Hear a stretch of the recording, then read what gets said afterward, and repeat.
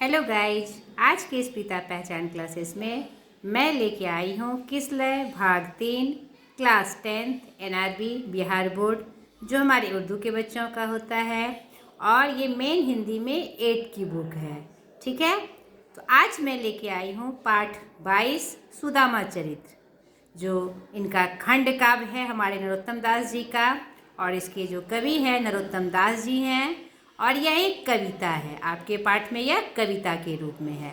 तो आज के इस पाठ में हम जानेंगे कवि परिचय, कविता परिचय और अंत में प्रश्न अभ्यास। तो चलिए स्टार्ट करते हैं कवि परिचय से। अब आपका एग्ज़ाम बहुत नज़दीक है, आप एग्ज़ाम की तैयारी अच्छे से करिए और जितने भी सब्जेक्ट, पाँचों छठों सब्जेक्ट जो हैं उसको बराबर महत्व देते हुए परीक्षा की तैयारी करिए। हमारी शुभकामना आपके साथ है। मैं चाहती हूँ कि आपको हर एक सब्जेक्ट में और मेरी हिंदी में आपको किसी प्रकार की कोई दिक्कत ना हो और अच्छे से आप प्रश्न को हल करके आए। तो चलिए स्टार्ट करते हैं कवि परिचय से। नरोत्तम दास भक्ति काल के सगुण भक्ति धारा के कृष्णाश्रयी शाखा के प्रमुख कवि थे। हमारा जो साहित्य है मुख्यतः 4 काल में बटा है। मैंने बार बार इसको बताया है आपको, आदिकाल, भक्ति काल, रीति काल और आधुनिक काल। तो ये मध्यकाल, मतलब इसको आदिकाल, मध्यकाल और आधुनिक काल भी कहते हैं। भक्ति काल को 2 भाग में बांटा गया है, मध्यकाल को भक्ति काल और रीति काल। ठीक है, तो भक्ति काल में 2 धाराएं हुई, एक निर्गुण और एक सगुण। निर्गुण में भी 2 धारा, ज्ञानाश्रयी, प्रेमाश्रयी, और सगुण में 2 धारा, एक रामाश्रयी और कृष्णाश्रयी। ठीक है, ये कृष्णाश्रयी शाखा के प्रमुख थे। कृष्णाश्रयी शाखा में जो भगवान कृष्ण हैं उनके बारे में रचनाएं की जाती है और उनकी भक्ति की जाती है। ठीक है, भगवान कृष्ण जो हैं, इनका जन्म सन 1493 ईस्वी, संवत 1550, आपको दोनों याद रखना है। मृत्यु सन 1542 ईस्वी, संवत 1605 ईस्वी। इनका सुदामा चरित्र ग्रंथ बहुत प्रसिद्ध है। भाषा ब्रज भाषा, शैली काव्यात्मक नाट्य शैली। इनकी जो मतलब जो भी रचनाएं करते हैं काव्य के रूप में करते हैं मुख्यतः, और नाट्य शैली में मतलब उसका नाट्य के रूप में भी इनका मंचन हो सकता है। इनकी जो प्रमुख रचनाएं हैं सुदामा चरित्र, ध्रुव चरित्र, विचारमाला, नाम संकीर्तन आदि, जो कि प्रमाणिक ग्रंथ मौजूद हैं। अब चलिए हम कविता परिचय की तरफ चले। ये किसलय भाग 3, ये देख लीजिए, ये पुस्तक है आपकी, जो कि आपके मेन 8वीं की मेन हिंदी की बुक है बिहार बोर्ड की, और ये उर्दू के बच्चों में 10 क्लास में चलती है। ठीक है, तो चलिए अब हम कविता की तरफ आए। सुदामा चरित्र। सुदामा और कृष्ण बाल सखा थे। सुदामा अति दीन थे, भिक्षा मांगकर भोजन करते थे और हरि भजन में लीन रहते थे। उनकी पत्नी को अपनी दरिद्रता पर बड़ा क्षोभ होता था।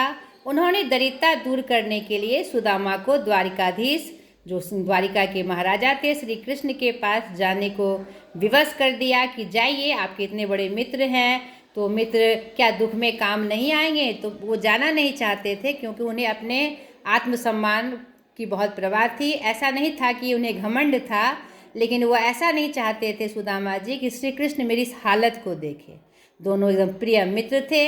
श्री कृष्ण ने अपने दीन मित्र सुदामा को अपार धन देकर जिस उदारता एवं मित्र भाव का परिचय दिया था वह अद्वितीय है। आज भी हम उसकी, वह प्रेरणा स्रोत है हमारे लिए। आज भी हम उसका उदाहरण देते हैं। ब्रज भाषा की यह कविता खड़ी बोली हिंदी के अतीत से भी हमें परिचित कराती है। हिंदी का जो रूप हमारे सामने समय के साथ बढ़ते चला गया, उसका भी रूप हमें यहाँ पर दिखाई पड़ता है स्पष्ट रूप से। तो चलिए हम इनकी कविता के माध्यम से देखें, जो कि आपका ब्रज भाषा में है, और जो हमारी जो हिंदी थी, जिसने खड़ी बोली का रूप धारण कर लिया था, यानी आज की जो हिंदी से है उससे थोड़ी पहले की हिंदी नहीं। अब देखिए इस कविता में क्या वर्णन है। शीश पगा न झगा तन में, प्रभु जाने को आही, बसे के ही ग्रामा, धोती फटी सी लटी दुपटी, अरु पाँव उपान की नहीं सामा, द्वार खड़ो द्विज दुर्बल देखी, रहो चकिसो वसुधा अभिरामा, पूछत दीन दयाल को धामो, बतावत आपनो नाम सुनामा। द्वारपाल कृष्ण को आकर संदेश दे रहे हैं कि ना शीश पे पगड़ी है, ना कपड़े तन पे हैं, और प्रभु पता नहीं कौन आया है, कहाँ कौन से ग्राम से आया है। उसकी जो धोती है वह भी फटी हुई है और दुपट्टे जैसी लिपटी हुई है। पाँव में जूते नहीं हैं, उपाना का मतलब जूता, और ना ही उसके पास कोई सामान है। द्वार पे खड़े हैं, एकदम दुर्बल से दिखाई पड़ते हैं।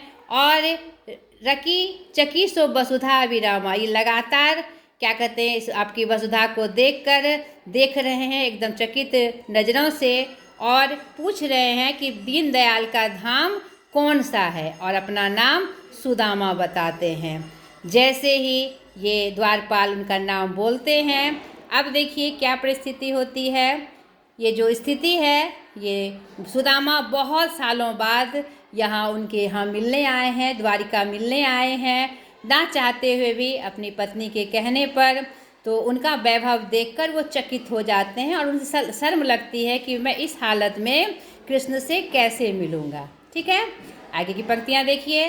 बोलियो द्वारपालक सुदामा नाम पाणे सुने, छाड़े राजकाज ऐसे जी की गति जाने को, द्वारिका के नाथ हाथ जोड़ी धाय गए पाए, बेटे भड़ी अंक लपटाए दुख साने को। जैसे ही द्वारपाल ने सुदामा नाम कहा, उस नाम को सुनते ही सारे राजकाज को छोड़कर तेज गति से वो द्वार की तरफ चले, और द्वारका के नाथ जो द्वारका के राजा थे, हाथ जोड़कर नंगे पांव दौड़ते हुए अब वहाँ पर जहाँ पर वो खड़े थे सुदामा, वहाँ गए और भेंटे भरी अंक लिपटाए, और उन्हें भरकर वो अपने बाहों में लिपटा लिया। अंक मतलब बाहों में लपटाए लिया, और बहुत दुखी हुए। नैन दो जल भरी पूछत कुशल हरि, और आँखों में आंसुओं की धार लेकर अपने मित्र से उनकी कुशलता पूछते हैं। हरि यानी कृष्ण भगवान उनसे कुशलता पूछते हैं। विप्र बोलियो विपदा में मोहे, पाही पहचाने को, जैसे तुम करी तैसी करे को, दया के सिंधु ऐसी प्रीति दीन बंधु दीनंसो भाने को। और इस विपदा की घड़ी में तो कोई अपना भी नहीं पहचानता है, कोई नहीं पहचानता, और तुम जैसा कर रहे हो वैसा कोई दया का सिंधु ही कर सकता है। ऐसे प्रेम और दीन के बंधु थे हमारे श्री कृष्ण, जो दीनों पर दया करते थे और ऐसा प्रेम करते थे। वो सिर्फ कृष्ण में ही देखा जा सकता है। आगे की पंक्तियाँ देखिए। ऐसे बिहाल बिवाविन सोपग, कंटक जाल लगे पुनि जोए, हाय महाधुख पायो सखा तुम आए इति, ना किते दिन खोए। देखी सुदामा की दीन दशा, करुणा करके करुणा निधि रोए, पानी परात को हाथ छुयो नहीं, नयनन के जलसो पग धोए। वो एकदम बेहाल हो गए और उनके पैरों में जो कांटे लगे थे, क्योंकि उनके पाँव में जूता नहीं था, उनकी दशा बहुत खराब थी। वो बहुत गरीब थे सुदामा जी, और उनकी हालत को देखकर कृष्ण भगवान बेहाल हो जाते हैं, एकदम बेचैन हो जाते हैं, और पैरों से उनके कांटों को निकालते हैं। अपने हाथों से कंटक जाल को बार बार चुनते हैं उनका हाय, और उनकी इस हालत को देखकर बहुत दुखी होते हैं और कहते हैं कि हाय तुमने सखा बहुत दुख पाया, तुम आए इतना, तुम यहाँ क्यों नहीं आए, इतने दिन तक तुम कहाँ रहे, कहाँ खोए रहे सखा, मुझे बहुत इच्छा थी। देखी सुदामा की दीन दशा, उनकी गरीबी की दशा देखकर करुणा करके करुणा निधि रोए, उन पर बहुत दया दिखाई, और उस करुणा में जो कृष्ण भगवान थे खूब रोए, खूब रोए। पानी परात को हाथ छुयो नहीं, पानी यानी इतना रोए कि ऐसा लग रहा था पानी उन्होंने परात को छुआ नहीं जो पैर धोने के लिए लाया गया था, और अपने नैनों के जल से उनके पग को धोते हैं। ये इतने बड़े करुणा सिंधु थे। बताइए, यहाँ वो भूल गए कि वो इतने बड़े महाराजा हैं, और यहाँ ऐसी मित्रता सिर्फ कृष्ण और सुदामा की ही देखी जा सकती है, जो आज भी हमारे लिए प्रेरणा स्रोत है। आगे चना गुड़ मात दिए ते, लय तुम चाबी हमें नहीं दीने, श्याम कहो मुस्काए सुदामा सो, चोरी की बानी हो प्रवीणे। गठरी काठ में चापे रहे तुम, खोलत नहीं सुधा रस भीने, पछले बानी अजो न तजो तुम तैसे ही भाभी के तंदुल कीने। और एक घटना की याद दिलाते हुए वह उनसे मजाक करते हैं कि तुम गुरु माता ने जब हम पढ़ाई करने के लिए जाते थे तो तुम चना चुरा के खा लेते थे। वास्तव में सुदामा बहुत गरीब थे और उन्हें भोजन नसीब नहीं था, बचपन में भी उनकी यही हालत थी। तो गुरु माँ सब दोस्तों के लिए, सब बालकों के लिए जो देती थी चना, तो सुदामा कृष्ण का हिस्सा भी खा लेते थे। वही उल्हाना स्वरूप उन्हें याद दिलाते हुए मजाक कर रहे हैं कि तुम गुरु माँ जो चना देते थे तुम खा लेते थे और मुझे नहीं देते थे। श्याम मुस्कुराकर सुदामा से कहते हैं, चोरी के काम में तुम बहुत प्रवीण हो, लेकिन मैं अब ऐसा नहीं होने दूंगा। वहाँ क्या कहते हैं, उनकी जो पत्नी है राधे, वह मांग कर, कुछ घरों से मांग कर 5 मुट्ठी चावल अपने पति को देती है कि किसी से मिलने जाओगे तो खाली हाथ कैसे जाओगे, तो मेरे पास कुछ नहीं है, दीनबंधु समझ जाएंगे, तो तुम ये लेकर जाओ। और लाज से उनकी इतना वैभव देखकर, उनका इतनी अमीरी देखकर सुदामा लजाते हैं और उसे कांख में छुपा कर रखे हुए हैं। तो कृष्ण भगवान समझ जाते हैं, तो वह चाहते हैं कि मेरा दोस्त शर्मिंदा नहीं हो, इसीलिए वह ये बातें कहते हैं और कहते हैं कि गठरी चाँप के तुम कांख में रखे हुए हो, जरूर उसमें कुछ अमृत से भींगा हुआ रस है, बहुत ही कीमती है, क्यों छुपा रहे हो, मैं तुम्हें ये करने नहीं दूंगा। पिछली बार तुमने ऐसा किया था और इस बार मैं नहीं करने दूंगा। जैसा पिछली बार तुमने छुपाया था, तुम भाभी के तंदुल चावल को छुपा रहे हो। आगे की पंक्तियां देखिए। वैसे ही राज समाज बनी गजबाजी घने मन संग्राम संभ्रम छायो केंद्र हो पढ़ियो कहूँ मारग भूली के कई अब फेरी मैं द्वारिका आयो। और क्या कहते हैं, आगे की पंक्तियों में यह वर्णन है कि उनकी ऐसी दीन दशा को देखकर उनका वो खूब स्वागत करते हैं और उनके साथ में उन्हें सामान नहीं देते हैं, धन वैभव नहीं देते हैं, क्योंकि वह जानते हैं कि बहुत स्वाभिमानी है सुदामा, अगर मैं सामने से कुछ दूंगा तो वो लेंगे नहीं, इसलिए वह लीला रचते हैं और अपने ही जैसा महल और बहुत सारे जो सामान है, जेवर जावरात, देश दास दासी, सब उनके घर में वहाँ पर वो अपने अनुसार वहाँ रचित कर देते हैं, तो उनके अनुसार वो वहाँ प्राप्त हो जाता है। तो वही वहाँ से लौटकर जब अपने गांव को पहुँचते हैं तो यहाँ पर महलों को देखकर अपना झोपड़ी नहीं पाकर वो आश्चर्यचकित होते हैं, उसी का वर्णन यहाँ है। वैसे ही राज समाज बने गजबाजी घने मन संभ्रम छायो। वैसा ही राज जैसा कृष्ण का था वैसा ही समाज वहाँ उन्हें दिखाई पड़ा। गजबाजी घोड़े हाथी घने चारों तरफ उन्हें दिखाई पड़े, तो उनके मन में भ्रम हो गया कि कहीं मैं भूल कर फिर द्वारका ही तो नहीं आ गया। भौन विलोकिवे को मन लोचत सोचत ही सब गांव मंझायो। और मन में सोच रहे हैं कि हमारा गांव कहाँ चला गया, मेरी झोपड़ी कहाँ चली गई। पूछत पाड़े फिरे सब सो पर झोपड़ी को कहूँ खोजू ना पायो। और सबसे पूछ रहे हैं, देख रहे हैं, अपने आँखों से देख रहे हैं, जा ये हमारा गांव कहाँ चला गया। सबसे पूछ रहे हैं क्या किसी ने मेरी झोपड़ी को देखा, और वह खोज रहे हैं, जा यह क्या हो गया। अब मैं उनसे मिलने गया तो मेरी झोपड़ी भी गायब हो गई, अब रहने का भी स्थान छूट गया। वो सीधे साधे थे और उनकी हालत को देखकर वह उसे ढूंढ रहे थे। अब आगे की पंक्तियाँ देखिए।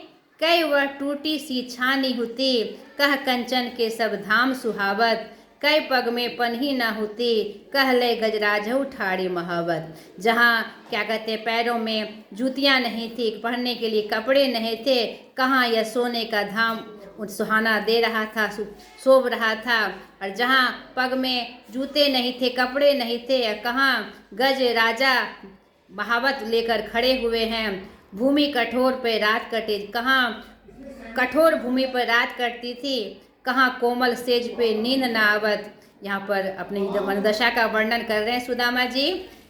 कई जुड़तो नहीं को दो सवा प्रभु के प्रताप में दाख न भावक। कहाँ क्या कहते हैं, चावल के अन्न में थोड़े से भी अन्न उन्हें प्राप्त नहीं होते थे, सवा से अन्न उन्हें प्राप्त नहीं होता था, लेकिन प्रभु के प्रताप से इतना कुछ मैंने पा लिया।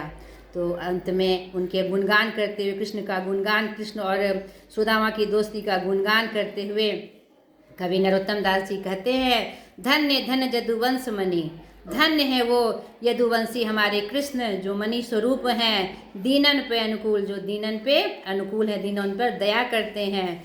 धन्य सुदामा सहित तिये, और वह धन्य वह सुदामा है जो कृष्ण के मित्र हैं, जो उन्होंने अपना स्वाभिमान कभी नहीं छोड़ा और कभी कृष्ण को विवश नहीं किया कि मेरे अनुरूप काम करे।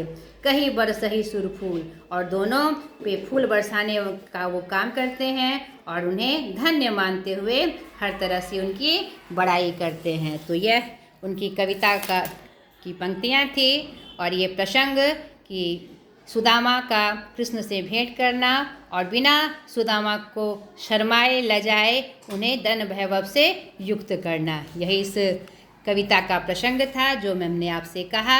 सर्वप्रथम कविता को पढ़ते हुए उनका भावार्थ आपको अपने शब्दों में लिखना है ताकि आपको फिर उनके जो विषय वस्तु है उसका अच्छे से भावार्थ पता चल जाए। सर्वप्रथम मैंने जो बताया अपने शब्दों में इसका भावार्थ लिखिएगा। अब चलिए हम अभ्यास की तरफ चले। छोटा सा अभ्यास है, मैं भी आपको बताते चलूँ। सुदामा के पहला पाठ से सुदामा के आगमन की सूचना देते समय द्वारपाल के मनोदशा का चित्रण करिए। सुदामा के द्वार पर आने पर और उनकी जो स्थिति थी, फटी धोती, पैरों में जूते नहीं, एकदम मलिन, दुबला पतला शरीर, और वह सीधे जो कृष्ण से मिलने की बात करते हैं और उसे अपना मित्र बताते हैं। तो यहाँ पर द्वारपाल को सोचता है कि यह कहीं गरीब या पागल तो नहीं हो गया, कोई पागल तो नहीं है, यह कोई लगता है मन से मारा हुआ आदमी है। तो सुदामा की आगमन की सूचना देते समय द्वारपाल की यही मनोदशा थी जिसका चित्रण यहाँ पर कवि ने किया है। दूसरा, सुदामा की दीन दशा देखकर श्री कृष्ण किस प्रकार भाव विभल हो गए। तो कविता की पंक्तियों में हमने देखा कि सुदामा की दीन दशा देखकर श्री कृष्ण बहुत दुखी हुए और करुणामयी जो करुणा करते हैं सभी भक्तों पर और दुनिया के सारे लोगों पर जो करुणा दया करते हैं, वो अपने मित्र की हालत देखकर बेहाल हो गए और उन्हें गले से लगा लिया और बहुत दुखी हुए। इतने दिन तक दोस्त तुम कहाँ रहे, तुम यहाँ क्यों नहीं आए? और उनके पैरों में जो कांटे चुभे थे एक एक करके अपने हाथ से निकाला और क्या कहते उनके पैरों को धोया, पानी की परात को नहीं छुआ, अपने आंसुओं से ही उनके पैर को धो दिया। यह एक सांकेतिक बात है कि वह उनके दुख को देखकर बहुत रोए नहीं, यहाँ पर ये संकेत है पाँवों को धोना, आंसुओं से पैरों को धोने का तात्पर्य है कि वो इतना रोए, उनकी रोने की कोई सीमा नहीं थी। उनकी हालत को देखकर वो बहुत भाव से विह्वल हो रहे थे। तीसरा, गुरु के यहाँ किस बात की याद श्री कृष्ण ने सुदामा को दिलाई। गुरु के यहाँ हमने पंक्ति में देखा, कविता की पंक्ति में, कि जब गुरु के यहाँ जब वो शिक्षा ग्रहण कर रहे थे तो सुदामा जब गुरु माता चना देती थी खाने के लिए तो सुदामा बहुत गरीब थे तो वह कृष्ण के हिस्से का भी चना खा लेते थे और ये बात कृष्ण जानते थे नहीं। इसी बात को याद करके वो उनसे मजाक करते हैं क्योंकि उन्हें उनके लिए जो भाभी सुदामा की पत्नी उनके लिए जो तंदुल लाई थी उसके खाने के लिए वह उनसे मजाक करते हैं। ठीक है। चौथा, अपने गांव वापस आने पर सुदामा क्यों भ्रम हुआ।